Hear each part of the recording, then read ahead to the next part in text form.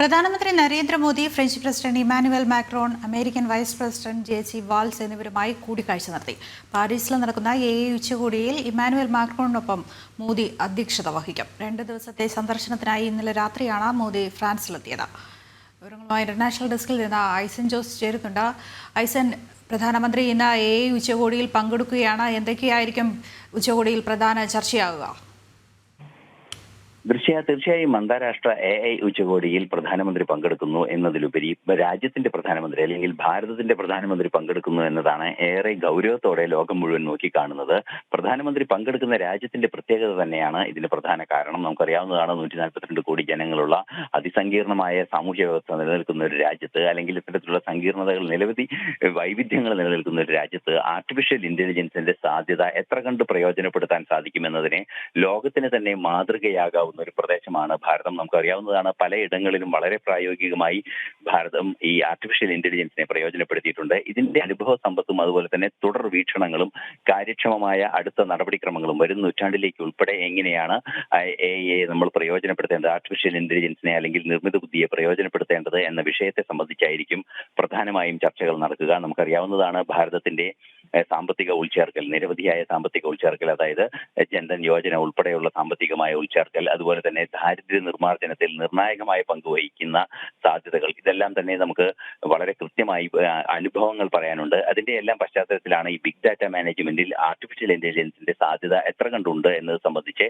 ഭാരതത്തിന്റെ അനുഭവം ഉൾപ്പെടെ കണക്കെടുത്ത് അല്ലെങ്കിൽ അത് മനസ്സിലാക്കിക്കൊണ്ടുള്ള ഒരു ലോക വീക്ഷണം തയ്യാറാക്കുന്നതിനുള്ള ഒരു ആലോചനയാണ് ഈ ലോകത്തെ ആർട്ടിഫിഷ്യൽ ഇന്റലിജൻസ് രംഗം കൃത്യമായി മുന്നോട്ട് വയ്ക്കുന്നത്. അതിൽ ഏറ്റവും പ്രധാനപ്പെട്ട അല്ലെങ്കിൽ ഏറ്റവും നിർണായകമായ ഒരു ഇടപെടലാണ് ഭാരതം നടത്തുകയും ചെയ്യുന്നത്. അതിന്റെ ഭാഗമായാണ് ഈ ആർട്ടിഫിഷ്യൽ ഇന്റലിജൻസ് കോൺഫറൻസിനെ കോ-ചെയർ ചെയ്യുന്നതിന് വേണ്ടി അല്ലെങ്കിൽ സഹ അധ്യക്ഷ സ്ഥാനം വഹിക്കുന്നതിന് വേണ്ടി പ്രധാനമന്ത്രി ഇപ്പോൾ പാരീസിൽ എത്തിയിരിക്കുന്നത്. നമുക്കറിയാവുന്നതാണ്, പാരീസിൽ ഈ ആർട്ടിഫിഷ്യൽ ഇന്റലിജൻസ് അല്ലെങ്കിൽ നിർമ്മിത ബുദ്ധിയുമായി ബന്ധപ്പെട്ട കോൺഫറൻസിനപ്പുറം നിരവധിയായ കാര്യങ്ങളിലും അദ്ദേഹം ഇടപെടുന്നുണ്ട്. മാത്രമല്ല, ഇന്നലെ അദ്ദേഹം എത്തിയതിനു ശേഷം നടന്ന ആദ്യ വിരുന്നിൽ ഇമ്മാനുവൽ മാക്രോൺ ഫ്രഞ്ച് പ്രസിഡന്റുമായി അദ്ദേഹം കൂടിക്കാഴ്ച നടത്തി, ജെ.ഡി. വാൻസുമായും കൂടിക്കാഴ്ച നടത്തിയെന്ന വിവരങ്ങളും പുറത്തു വരുന്നുണ്ട്. നമുക്കിപ്പോൾ അറിയാൻ സാധിക്കുന്നത്, നാളെ അദ്ദേഹം അല്ലെങ്കിൽ തൊട്ടടുത്ത ദിവസം അദ്ദേഹം ഡൊണാൾഡ് ട്രംപിനെ കാണാനിരിക്കുന്നു. അതും സംബന്ധിച്ചുള്ള നിരവധിയായ സംഭവ വികാസങ്ങൾ വരും ദിവസങ്ങളിൽ ഉണ്ടാകാനിരിക്കുന്നു എന്നതാണ് യാഥാർത്ഥ്യം. നമുക്കറിയാവുന്നതാണ്, ഈ ആർട്ടിഫിഷ്യൽ ഇന്റലിജൻസ് രംഗത്തെ ഈ കോൺഫറൻസിന് പുറമെ പ്രധാനമന്ത്രി വളരെ കൃത്യമായ മറ്റു പല നയതന്ത്ര ഇടപെടലുകളും ഫ്രാൻസുമായി നടത്തുന്നുണ്ട്. ഇരു രാജ്യങ്ങളും തമ്മിലുള്ള ഉഭയകക്ഷി ചർച്ചകളും നടക്കാനിരിക്കുന്നുണ്ട്. അതിൽ ഏറ്റവും പ്രധാനപ്പെട്ടതാണ് ഇന്റർനാഷണൽ തെർമോ ന്യൂക്ലിയർ എക്സ്പെരിമെന്റൽ റിയാക്ടറിന്റെ സന്ദർശനം. നമുക്കറിയാവുന്നതാണ്, ഇന്നത്തെ ആധുനിക സാങ്കേതിക വിദ്യ ഉപയോഗിച്ച് ഏത് രീതിയിലാണ് ന്യൂക്ലിയർ ഫ്യൂഷൻ സംബന്ധിച്ച, ആണവ സംയോജനം സംബന്ധിച്ച സാധ്യതകൾ എങ്ങനെ മുതലെടുക്കണം. നമുക്കറിയാവുന്നതാണ്, സൂര്യനിലെല്ലാം നടക്കുന്ന ആണവ സംയോജനമാണ് ആ വലിയ ഊർജ്ജത്തിന്റെ പ്രഭവ കേന്ദ്രമായി മാറുന്നത്. അത്തരത്തിൽ ആണവ സംയോജനം എത്ര കണ്ട് ഭൂമിയിൽ സാധ്യമാക്കാൻ സാധിക്കുമെന്നത് സംബന്ധിച്ച് അടിസ്ഥാന പരീക്ഷണം നടക്കുന്ന ഒരു ലാബറട്ടറിയും അതുമായി ബന്ധപ്പെട്ട എക്സ്പെരിമെന്റൽ ലാബറട്ടറിയാണ് ഈ തെർമോ ന്യൂക്ലിയർ ലാബറട്ടറി എന്നതുകൊണ്ട് ഉദ്ദേശിക്കുന്നത്, അല്ലെങ്കിൽ തെർമോ ന്യൂക്ലിയർ എക്സ്പെരിമെന്റൽ ലാബറട്ടറി എന്നറിയുന്നത്. ഈ ലാബറട്ടറിയുടെ സന്ദർശനവും ഉണ്ടാകുമെന്നാണ് മറ്റു വിവരങ്ങളായി അറിയിച്ചിരിക്കുന്നത്. അതുപോലെ തന്നെ വ്യാവസായിക രംഗത്തും സൈനിക രംഗത്തും വലിയ സഹകരണമാണ് ഭാരതവുമായി ഫ്രാൻസിനുള്ളത്. നമുക്കറിയാവുന്നതാണ്, ഭാരതത്തിൽ ഉപയോഗിക്കുന്ന, കേരളത്തിൽ പോലും പലയിടങ്ങളിലായി പല സ്ഥലങ്ങളിൽ സഞ്ചരിക്കുന്ന റെയിൽവേ ലോക്കോമോട്ടീവുകളുടെ അടിസ്ഥാന ഘടകങ്ങൾ, അതിന്റെ എഞ്ചിൻ, അത് ഇലക്ട്രിക്കൽ എഞ്ചിൻ, അതുപോലെ തന്നെ ഡീസൽ എഞ്ചിന്റെ എഞ്ചിൻ ഉൾപ്പെടെയുള്ള എഞ്ചിനുകളും, അതുപോലെ തന്നെ റെയിൽവേ ലോക്കോമോട്ടീവിന്റെ നിരവധിയായ ഇടപാടുകൾ ഭാരതവുമായി ഫ്രാൻസിനുണ്ട്. അതുപോലെ തന്നെ റഫാൽ വിമാനങ്ങളുടെ കഥയൊക്കെ നമുക്ക് അറിയാവുന്നതാണ്. അത്തരത്തിൽ നിരവധിയായ സൈനിക ഇടപെടലുകളും സൈനികമായ സഹകരണവും ഇരു രാജ്യങ്ങളും തമ്മിലുണ്ട്. ഇവയെല്ലാം ശക്തിപ്പെടുത്തുന്നതിനും അതുപോലെ തന്നെ വാണിജ്യ ബന്ധങ്ങൾ ശക്തിപ്പെടുത്തുന്നതിനുമുള്ള തുടർ നീക്കങ്ങളും ഉണ്ടാകുമെന്നാണ് നിലവിലെ സന്ദർശനത്തിൽ നിന്നും നമുക്ക് അറിയാൻ സാധിക്കുന്നത്. ഫ്രഞ്ച് പ്രസിഡന്റ് ഇമ്മാനുവൽ മാക്രോണുമായുള്ള പ്രധാനമന്ത്രിയുടെ കൂടിക്കാഴ്ചയിൽ ഭാരതവുമായുള്ള സാമ്പത്തിക സഹകരണം ചർച്ചയാവാനുള്ള സാധ്യതയുണ്ടോ? ഇതിൽ എന്തൊക്കെയാണ് വിശദാംശങ്ങൾ? തീർച്ചയായും സാമ്പത്തിക സഹകരണം അതിശക്തമായി ഭാരതവുമായി ചർച്ചയാകാനുള്ള സാധ്യതയുണ്ട് എന്ന് തന്നെയാണ് വിദേശകാര്യ മന്ത്രാലയത്തിന്റെ സൂചനകളിൽ നിന്നും മനസ്സിലാക്കാൻ സാധിക്കുന്നത്. അത് പലതരത്തിലുള്ളതാണ്. അത് നമുക്കറിയാവുന്നതാണ്, വിവിധങ്ങളായ രംഗങ്ങളിലൂടെ ഇടപെടലുകൾ. നമുക്ക് പ്രധാനമായും ഉള്ളത് ഈ വികസന കാര്യങ്ങളിലുള്ള അല്ലെങ്കിൽ സാങ്കേതിക വിദ്യാ രംഗത്തുള്ള സഹകരണമാണ്. അതുപോലെ തന്നെ മറ്റു പ്രധാന വിഷയം എന്ന് പറയുന്നത് പ്രതിരോധ രംഗത്തുള്ള സഹകരണമാണ്. ഈ പ്രതിരോധ രംഗത്തുള്ള സഹകരണം കൂടുതൽ വ്യാപിപ്പിക്കുന്നതിന് എയർഫോഴ്സിന്റെ ഉൽപ്പന്നങ്ങളാണ് ഇപ്പോൾ വാങ്ങുന്നതെങ്കിൽ കൂടുതലും കര നാവികസേന ഇടപെടലുകൾ ചർച്ചകൾക്ക് സാധ്യമായ ഏതെങ്കിലും രീതിയിലുള്ള വഴികളുണ്ടോ എന്നത് സംബന്ധിച്ചുള്ള പരിശോധനകളെല്ലാം തന്നെ നടക്കുകയും ചെയ്യും. അതുപോലെ തന്നെ സംയുക്ത സൈനിക അഭ്യാസത്തിനുള്ള സാധ്യതകളും അതുപോലെ തന്നെ ഇരു രാജ്യങ്ങളും തമ്മിലുള്ള സംയുക്ത വാണിജ്യ ഇടപാടുകളുടെ സാധ്യതകളും കൃത്യമായി പരിശോധിക്കുക എന്ന നീക്കവും നടക്കുന്നുണ്ട്. വാണിജ്യ ഇടപാടുകൾ എന്ന് പറയുമ്പോൾ ഇരു രാജ്യങ്ങളും തമ്മിലുള്ള എക്സ്പോർട്ട് ഇമ്പോർട്ട് ഡെഫിഷ്യൻസി അല്ലെങ്കിൽ ഈ ഗ്യാപ്പ്, കയറ്റുമതി ഇറക്കുമതി അനുപാതത്തിലെ ആ കുറവും അല്ലെങ്കിൽ ആ വ്യത്യാസവും കൃത്യമായി പരിഹരിക്കുകയും കൃത്യമായ സാധ്യതകൾ രണ്ട് രാജ്യങ്ങളും തമ്മിൽ കണ്ടെത്തുകയും ഭാരതത്തിന്റെ ഉൽപാദനക്ഷമമായ ഉൽപ്പന്നങ്ങൾ ഏത് രീതിയിലാണ് ഫ്രാൻസിന് പ്രയോജനപ്പെടുത്താൻ സാധിക്കുക, അതുപോലെ തിരിച്ചും എങ്ങനെയാണ് പ്രയോജനപ്പെടുത്താൻ സാധിക്കുക എന്നത് സംബന്ധിച്ചുള്ള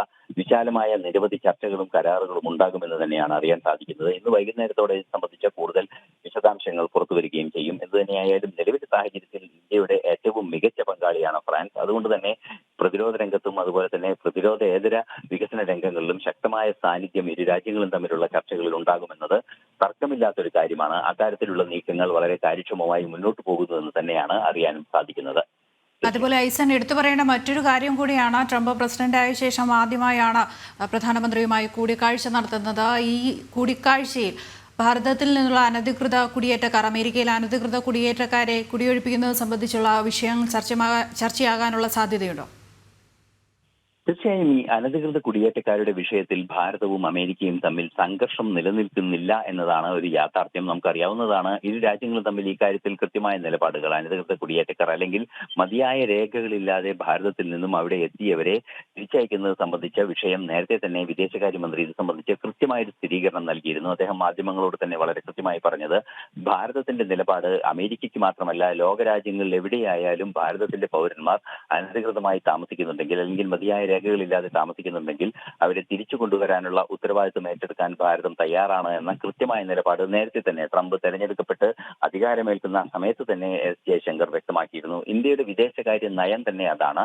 അതുകൊണ്ട് തന്നെ തീർച്ചയായും ആ കാര്യത്തിൽ വ്യക്തമായൊരു ധാരണ ഉണ്ടാകും. അനധികൃത കുടിയേറ്റക്കാരുടെ വിഷയത്തിൽ മാത്രമായിരിക്കും ഈ നിലപാടുണ്ടാവുക. അതേസമയം നമുക്കറിയാവുന്നതാണ് H-1B വിസ, അതായത് പ്രൊഫഷണൽ വിസകളെ സംബന്ധിച്ചിട്ടുള്ള വിഷയങ്ങളിൽ വളരെ കൃത്യമായ നിലപാട് ട്രംപിനുണ്ട്. അതായത് അത് ഒഴിവാക്കാനാകുന്ന ഒരു സാഹചര്യമല്ല അമേരിക്കയുടെ അത്തരത്തിലുള്ള പ്രൊഫഷണൽ വിസകൾ ലഭ്യമാക്കേണ്ടത് അമേരിക്കയുടെ പുരോഗതിക്കും ചെറുപ്പക്കാരുടെ പരിശീലനത്തിനും ഉൾപ്പെടെ അനിവാര്യമാണ് എന്നൊക്കെ വളരെ കൃത്യമായി പറഞ്ഞിരുന്നു. അതുകൊണ്ട് തന്നെ ഈ സാധ്യതകളെല്ലാം തന്നെ പ്രയോജനപ്പെടുത്തുക, പ്രൊഫഷണൽ സാധ്യതകളും അതുപോലെ തന്നെ നീതിപൂർവമായ അല്ലെങ്കിൽ നിയമാനുസൃതമുള്ള കുടിയേറ്റത്തിനുള്ള എല്ലാ സാധ്യതകളും കുറെ കൂടി ശക്തമായി തുറക്കുക എന്നതും അതുപോലെ തന്നെ സ്വാഭാവികമായും അനധികൃതമായി കുടിയേറ്റം നടത്തിയവരെ നമുക്ക് പല രീതിയിലും അവർ അമേരിക്കയിൽ എത്തിയിട്ടുണ്ടാകാം. അത് മെക്സിക്കൻ അതിർത്തിയിലേക്ക് മെക്സിക്കോയിലെത്തി മെക്സിക്കൻ അതിർത്തി വഴി കടന്നവരുണ്ട്. അത്തരത്തിലുള്ള നിരവധിയായ വിഷയങ്ങളെല്ലാം തന്നെ കൃത്യമായ നിലപാട് ഭാരതം സ്വീകരിച്ചു കഴിഞ്ഞിട്ടുണ്ട്. അതായത് ആരെങ്കിലും അനധികൃതമായി മതിയായ രേഖകളില്ലാതെ അമേരിക്കയിൽ നിലനിൽക്കുന്ന നിയമങ്ങൾക്ക് വിരുദ്ധമായി ഭാരതീയർ അവിടെ തുടരുന്നുണ്ടെങ്കിൽ അവരെ കൃത്യമായി ഡിപ്പോർട്ട് ചെയ്യുന്നതിനുള്ള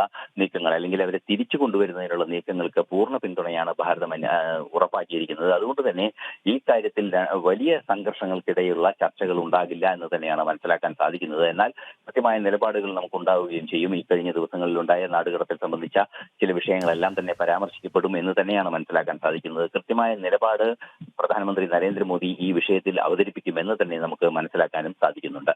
ദൃശ്യ ഐസൻ, അങ്ങനെ നോക്കുമ്പോൾ ഇത് വളരെ പ്രധാനപ്പെട്ടൊരു ദിവസം കൂടിയാണ് നമ്മുടെ രാജ്യത്തിനെ സംബന്ധിച്ച് കൂടി. കാരണം ഇമാനുവൽ മക്രോണുമായി ഒരുമിച്ച് അധ്യക്ഷനാവാനുള്ള ഒരു അവസരം കൂടിയാണ് നമ്മുടെ പ്രധാനമന്ത്രിക്ക് ലഭിച്ചിരിക്കുന്നത്.